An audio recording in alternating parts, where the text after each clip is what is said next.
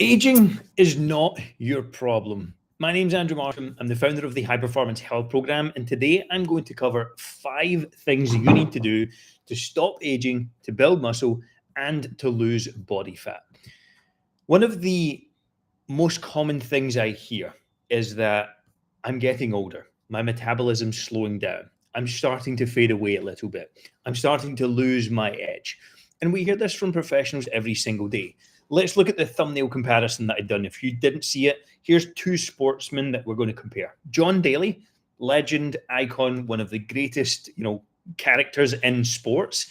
But let's be real, he's lived off junk food, cigarettes, and alcohol most of his life. And unfortunately, he's having some health problems because of that. Look at someone in the same generation as him. Yes, slightly younger, but let's look at Tiger Woods. Surgery, multiple injuries, brutal car crash. And today, he's still moving and training and behaving like an athlete. That is down to his habits. That's been built over 20 to 30 years. And here's where most execs go wrong. They say things like, I'm just getting older. My metabolism has slowed down. My back pain is down to my age. It's not. It's down to neglect. Aging is inevitable, but your downfall and your decline is not. Yes, you're going to decline over time, but it can be slow, it can be measured, and you can spend the last 10 years of your life in a good spot. So let me give you some very straight advice. There are real reasons smart people in their 40s, 50s, and 60s fall apart. Processed food and alcohol, one of the biggest contributors to bad health. Sitting for 10, 12 hours a day. If you're an executive who's sitting on planes, who's sitting behind a desk, you're not moving, then in reality, you're just going to be unhealthier. 5 to 6 hours of sleep is very common. Stress with zero outlet. How many of you are in high stress, high pressure jobs that just don't feel like you have an outlet? You probably have low muscle mass, low amounts of movement, and potentially high levels of visceral fat as well. So this isn't aging. Aging is not the cause of those things. This is down to your lifestyle. And some people just say, I'm getting older and that's what's happening. But here's the good news. Most of this is reversible within a few months to a year. Again, it depends where you're starting at. If you're 200 pounds overweight, it's not happening in a few months. But if you've got 20 to 30 pounds to lose, you can see some real progress in 3 to 6 months. And here's the exact 5-part blueprint that I would recommend to you if you're overweight, unfit, unhealthy, and you want to get back in shape. So these are the exact steps that we use when we help executives, physicians, attorneys, busy professionals drop 20 to 50 pounds, build their strength, and ultimately add quality years. So break these down and take some notes as we go. Step number 1 is strength training. Muscle mass and strength are the second biggest predictors of longevity, and they're probably the most important for quality of life. Now, here's how to make it work for 30 to 40 minutes, 3 times a week. Choose 3 days. Schedule those workouts on your calendar like they're important meetings. If you're traveling, change the times. If you're going to be in a hotel, book the slot like you would a meeting as well. Our most successful clients often book the time for themselves. They tell their staff, they tell their PA, they tell their executive team, and they block that time off. 3 sessions, full body, 30 to 40 minutes. You need maximum ROI, not a waste of time. A squat pattern is step number 1. So something like a barbell squat, a goblet squat, even a leg press is acceptable here. Some sort of hinge. Typically, that would be like a dumbbell RDL. You can actually do some hamstring work here as well, on like a seated hamstring curl if you're looking for something a bit more stable. Some sort of push exercise, so a shoulder press, a bench press, a dumbbell press, an incline press, something to press. Some sort of pull, which could be a chin-up assisted if you're struggling. Could be a row, it could be a machine row, it could be a dumbbell row, some sort of pull, and some sort of core work. This could be a rope crunch is one of my favorite exercises, and then a leg raise as well can be great.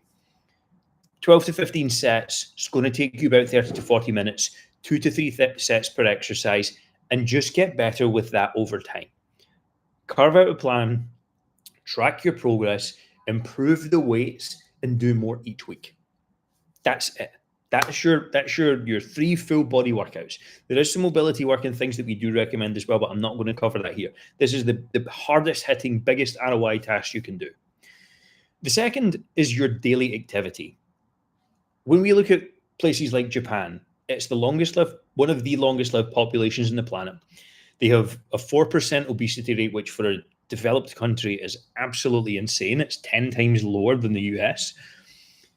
And they walk twice the amount of steps that a British or American person does on average. So get your steps above 8,000 per day. Here's how you can hit this every day.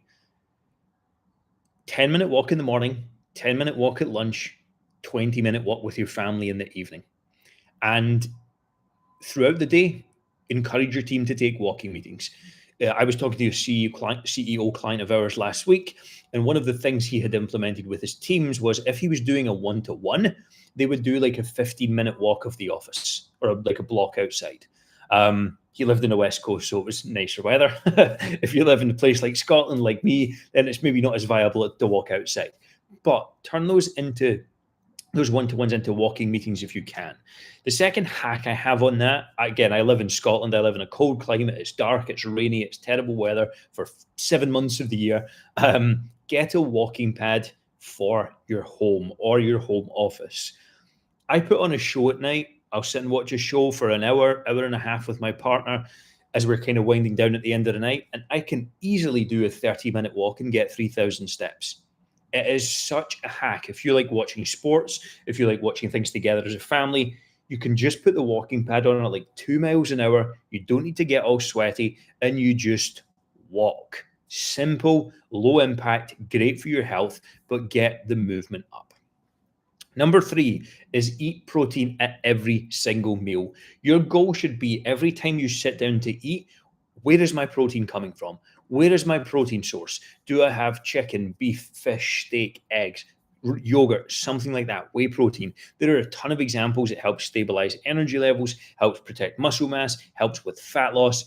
You have to get your protein intake up. I have very rarely ever met a person who's come on to our program who's eating enough protein. 99% of people are eating nowhere near enough. 1 gram per pound of ideal body weight is your minimum goal. Honestly, I like to see 1 gram per pound of body weight over time. But like, for example, I'm 160. I'll actually get 160 to 180. But if you're 250 and you've got some weight to lose and your ideal is 180 or 190, start with that 170 to 190 range and you should be okay. The goal is just to make progress with that. It's going to take some time to adjust to eating that amount of protein. Number 4 in our 5-step blueprint is sleeping 7 hours per night. Now, I'm wearing a Whoop. This can be 7 hours that you think you're sleeping. These actually kind of are very good at tracking, but often 6.5 to 6 on a device is defined as ample. And use something called the 3-2-1 method, which means 3 hours before bed, you stop eating food. 2 hours before bed, you don't drink any liquid. 1 hour before bed, you really wind down. My number 1 recovery score on my Whoop, the thing that changes my recovery the most for the next day, is reading before bed. That is the one habit that's tied with my highest recovery scores. Why? When I do it, I'm winding down properly. I'm creating 30 minutes of space before I go to bed. 30 minutes is usually what I read. Singular task, it's focused, it helps take your mind off the day, it helps you wind down, and it helps you relax. Do it.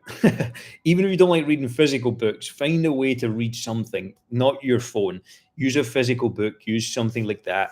It is such a big difference maker. It's crazy. Number 5 is managing stress daily. If you're in a high pressure, high stress role, you have to make this a part of your routine. Stress management cannot be an afterthought. It has to be part of the process like a workout. My personal favorite is getting in a sauna for 20 minutes. I do that at 83 degrees Celsius, which is close to 200 Fahrenheit. It's not quite that hot. It's like 190 to 200, I think. And I do that for 20 minutes daily if I can. It depends. I'm traveling at the moment. I'm in a hotel in Dubai just now, but If I'm at home, I'm doing that 7 days a week. Maybe there's one day that I miss in there if I'm playing golf or something like that in the weekend with friends, but sauna's my favorite. Some easy ones are daily journaling, breath work. The 4x4x4 method is great here. So 4 seconds inhale, 4 seconds pause, 4 seconds exhale. You can do this on the commute to work, on the commute home from work, on your lunch break for a few seconds. These have to be part of your process and your daily checklist, if you like, if you're someone who's struggling to deal with stress. An evening walk is another one that creates some separation. So when you get home from work, try and get out a walk with your family if you can. Just create some separation from the day. I find that's often the difficult part.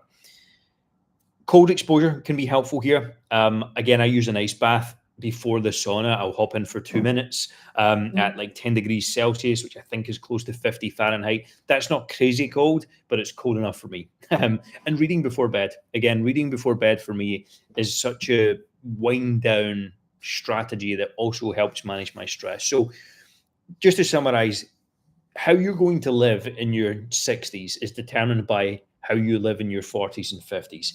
How you live in your 70s and 80s is going to be determined again, 40s, 50s, 60s. The people who are active, fit, and healthy in their 80s, still doing the things they want. I just watched a video of Gary Player, who was a former golf professional, playing at 90 years old, playing golf at 90. Like, that is insane. And almost no one can say they can do that. If you want to be doing things like that, then you have to build that resilience now. Not next week, not next month, not next year, now. And if you need help with that, that's what we do. Our high performance health program has helped over 1,700 clients since 2018. We help busy executives, CEOs, physicians, attorneys, people with a lot of responsibility and family responsibility, professional and family responsibility. We teach them how to get fit, we teach them how to get healthy, and we do it in a sustainable way. Click the link below in the description if you'd like more info, and book your free strategy call with our team if you want to grab a chat with us and get that help.